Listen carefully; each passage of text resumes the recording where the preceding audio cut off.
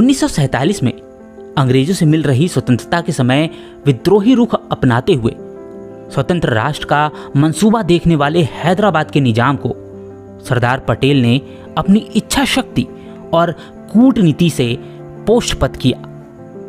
तब जाकर गुलामी से मुक्ति के एक वर्ष बाद हैदराबाद राज्य 17 सितंबर 1948 को भारतीय गणराज्य का भाग बना। इस हैदराबाद के तत्कालीन शासक मीर उस्मान अली खान के शासनकाल में धीरे धीरे मुस्लिम कट्टरपंथ बढ़ता गया और हिंदुओं की स्थिति बिगड़ती गई। रियासत के मंत्रिमंडल में कट्टरपंथी इस्लामिक प्रचारकों के समर्थकों की संख्या बढ़ने से हिंदुओं और विशेष रूप से आर्य समाज पर अत्याचार और प्रतिबंध भी बढ़ने लगे थे।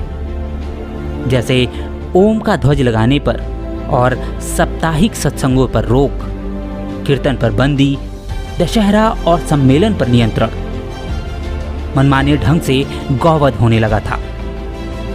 ऐसे में हिंदू भावनाओं को सशक्त रूप से शासन के सम्मुख रखने का जिम्मा आर्य समाज ने उठाया।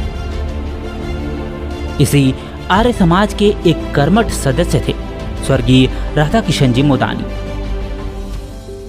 14 दिसंबर 1886 को हैदराबाद में जन्मे श्री राधा किशन जी के पिताजी का नाम जीतमल जी और मां का नाम रामबाई था। मूल रूप से मोदानी परिवार नागौर जिले के सांजू ग्राम का था।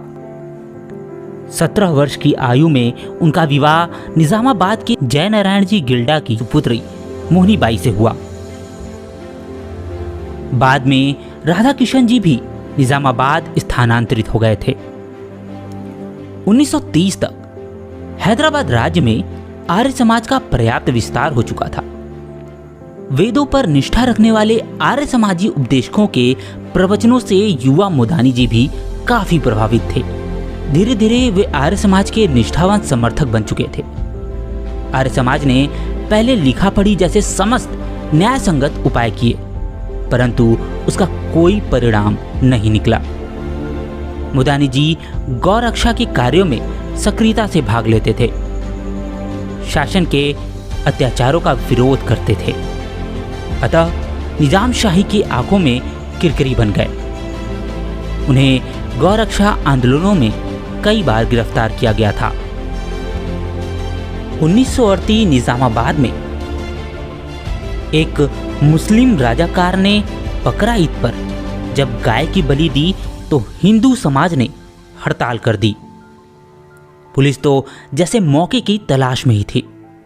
सारा आरोप आर्य समाज पर डालकर पुलिस ने बिना किसी वारंट के श्री राधा किशन जी मोदानी और अन्य 4 को गिरफ्तार कर लिया।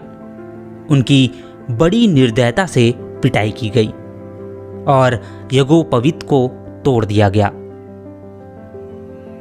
इसी प्रकार श्री मोदानी जी को 2-3 बार पुलिस की बर्बरता का शिकार होना पड़ा।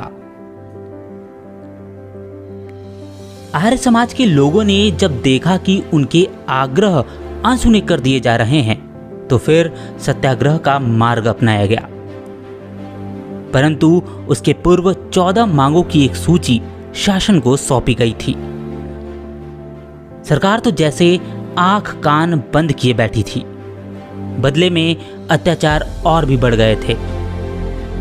तब कोई पर्याय न देख मोदानी जी और साथियों ने आंदोलन का मार्ग चुना।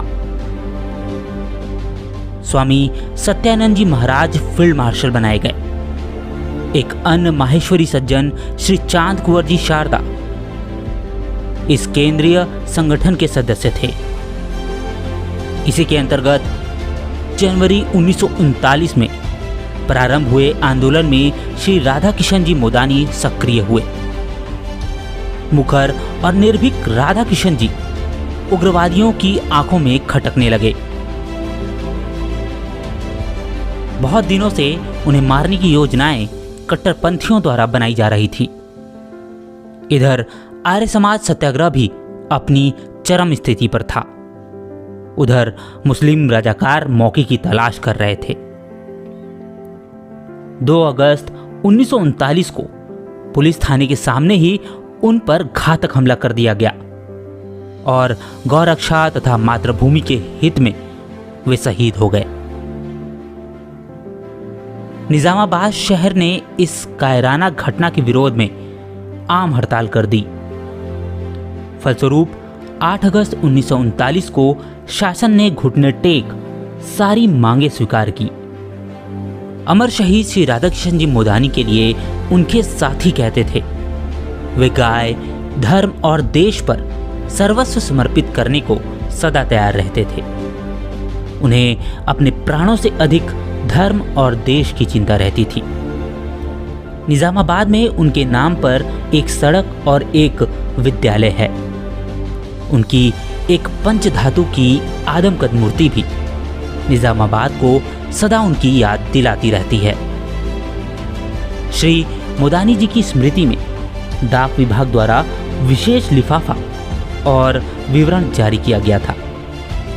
पूर्वी उत्तर प्रदेश माहेश्वरी सभा हिंदू धर्म रक्षा हेतु प्राण न्यौछावर करने वाले समाज गौरव सुपुत्र को सविनय प्रणाम करती है।